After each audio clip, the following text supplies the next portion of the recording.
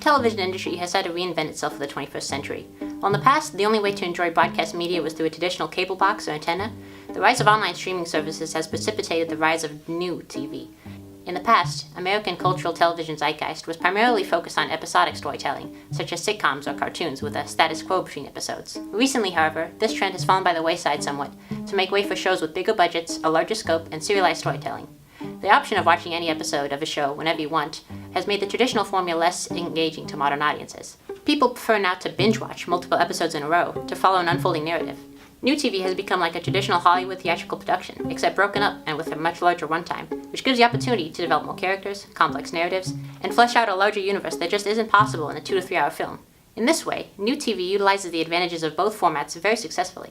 And, just like the way TV programs are being presented has changed, so has the way that they are being produced. Meet the showrunner. One could describe them as a jack of all trades, per se. In the words of Scott Collins, LA Times columnist, they are hyphenates, a curious hybrid of starry-eyed artists and tough-as-nails operational managers. They're not just writers, they're not just producers. They hire and fire writers and crew members, develop storylines, write scripts, cast actors, mind budgets, and run interference with the studio and network bosses. It's one of the most unusual and demanding, right brain, left brain, job descriptions in the entertainment world. Showrunners make, and often create, the show, and now, more than ever, shows are the only things that matter. In the long-tail entertainment economy, viewers don't watch networks. They don't even care about networks. They watch shows, and they don't care how they get them. While it may look counterintuitive for control of TV shows to become more centralized as their scope grows, that is exactly the choice TV networks have made. It is often more profitable and less risky to have proven visionaries with previous experience to create original programming. In a way, whereas before only the end product mattered, the talent itself on contemporary TV shows has become a marketable quality. Just like fans of a certain director will see their films, fans of a certain showrunner will follow whatever series they're leading. Modern epics like Game of Thrones have David Benioff and D.B. Weiss. Stranger Things have the Duffer Brothers. Sherlock has Stephen Moffat. The list is extensive. Showrunners are the heart and brain of a TV show, and the increasing success of long-form television leads to giving showrunners more creative control. Now that we know who a showrunner is and what they do, what does the future of the position look like? Well, you could say that the job of a showrunner is inexorably tied to the format they produce. Showrunners have some of the highest salaries in the business.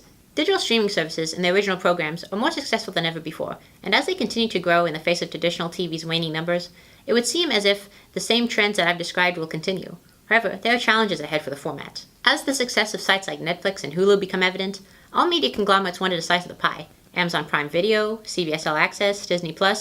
Some may argue that this increased competition and customer choice will lead to higher quality streaming sites as a whole. However, since every company removes their content from rival websites when they begin their own streaming service, the number of choices on any one website has become increasingly paltry. For example, Disney has recently removed a lot of their programming and franchises they own, such as Star Wars and Marvel Studios films, from sites like Netflix, in order to make them more exclusively available on their own service. In a sense, this makes the roster of streaming sites, each with a monthly subscription that you have to pay for to stay caught up on your favorite shows, very similar to the cable channel packages of traditional TV. What consumers intend to avoid when they subscribe to streaming services. This growing dissatisfaction may reach a tipping point soon in the industry as people turn to means such as piracy, which undercuts everyone's revenue. I think that the digital streaming industry is due for a shakeup in the near future. Will this decrease business among each individual proprietor cause them to change course, take less risks, and run their shows more by committee like was done in the past? Only time will tell.